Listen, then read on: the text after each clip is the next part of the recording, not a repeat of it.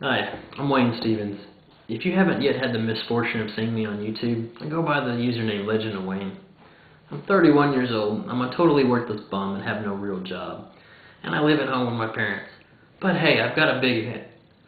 Oh, you want me to keep it PG? Alright, well, never mind.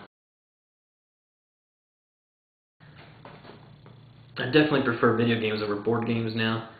Board games have their own little charm where you can actually physically manipulate the pieces and stuff like that, but overall video games are a lot more enjoyable for me.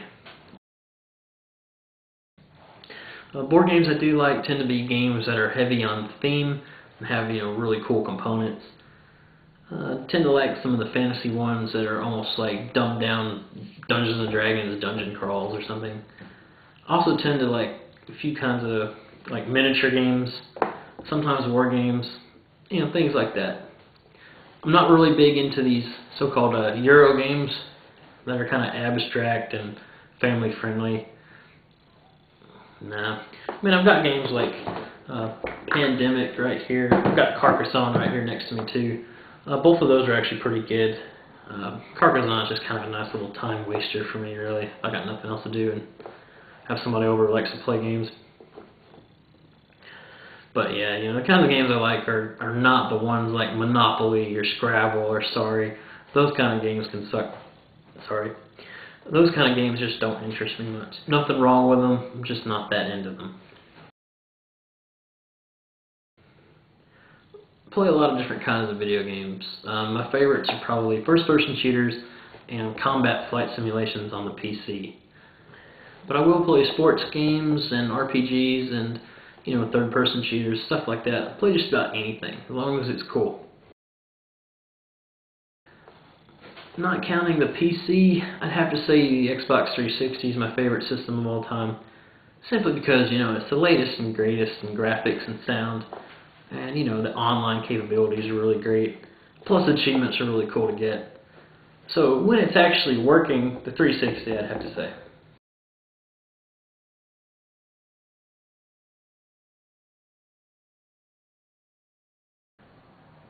This is a no-brainer. It's got to be Uncanny X-Men on the original Nintendo. You see, back when I was a kid, my parents didn't buy me very many games. I'd only get a game like maybe for my birthday or Christmas, maybe once or twice during the year. If they didn't buy it for me, I'd have to save up my $2 to $5 a week allowance for so many weeks before I could actually afford one. So when it came to actually getting one, the choices I made were really important. And with Uncanny X-Men, I really blew it because I made the choice of X-Men over Battletoads. And that was a horrible decision. See, at the time I was really into X-Men comic books and things like that, so I was really digging X-Men, and that's what made me get this game instead of Battletoads, and I really regretted that. But the only bright side of this is I did eventually get Battletoads also.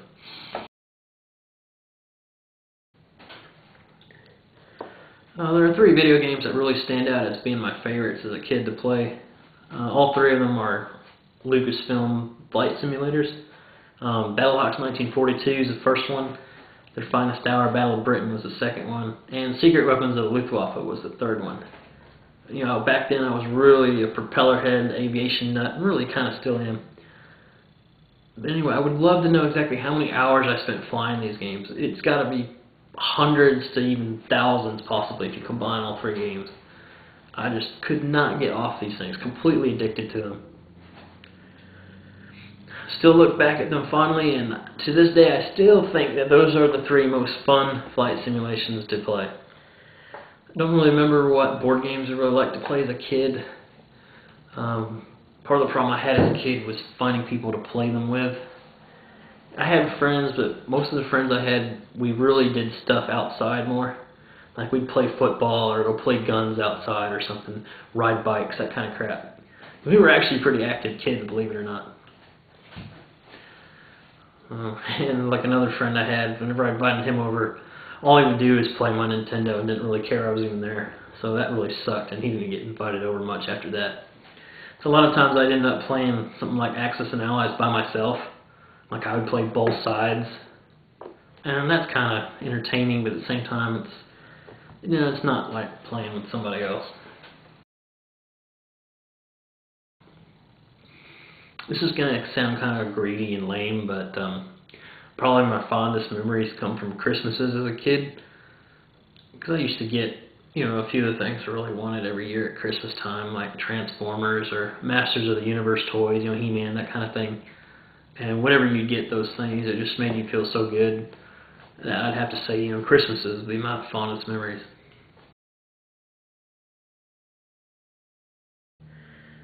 I do get in character a lot in my videos, especially my old starting videos. Those were just about all exaggerated. And, I wasn't very comfortable from the camera. But as my channel's kind of evolved and my vids have changed, I've really gotten to be more like myself during these things. And then sometimes I will go into the exaggerated mode to make a joke video or sketch or something. I can't really say what the inspiration behind that would be. I guess like any video you've seen online of somebody acting like a complete tool, maybe. So I don't know, I can't really say what. Nothing sticks out as being a direct inspiration.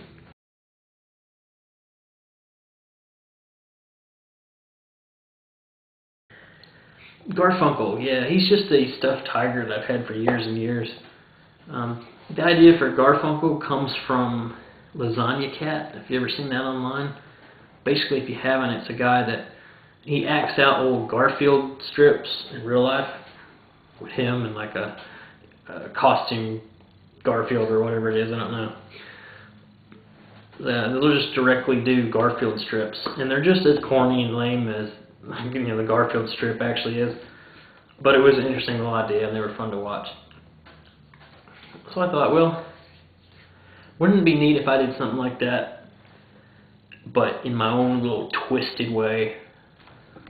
So when I first started doing Garfunkel, it was like a direct adaptation of old Garfield strips too.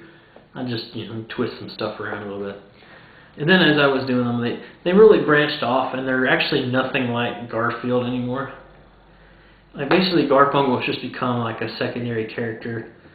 He basically just antagonizes Wayne all the time. You can always count on Garfunkel to do something evil to Wayne in every video, basically, Really formulaic, I guess, but at the same time, people seem to like it. At least some of them do. A lot of people ask me who does the voice for Garfunkel, and it's me. It's just my voice edited like up in pitch, like 4 decibels or whatever a little measurement is on the editing software. So, if you took some video editing software and a Garfunkel clip, drop the pitch down by about 4 decibels or whatever it is, and you should hear like my regular voice talking as Garfunkel. So that's all it is. It's just me. I use Sony Vegas for my video editing. It's something I've been using for a couple years now, and it's really easy to use. I don't spend a lot of time editing my vids. I don't really try and make them look professional or anything because, look at this. This camera is crappy. It's 320 by 240. It's like a webcam almost, even though it's the actual Sony camcorder. There wouldn't be much point in really trying to make these look nice and fancy. So I just throw it together and put it up. Yes, I am excited about the Ghostbusters video game that's coming out soon. I really hope it doesn't suck. I've seen a bit of gameplay footage of it. It kind of just looks like a third-person shooter, only with proton packs and ghosts. But, that could be good, that could be bad. I'm really keeping my fingers crossed about it, because there's been so many other Ghostbusters games before, and they've all really kind of blown. I had a couple of them. So, and I'll probably get it on whatever it comes out on first. Like I heard Sony had some kind of deal where it'll come out on the Sony systems first. Well, if it does, I'll get it on PS3.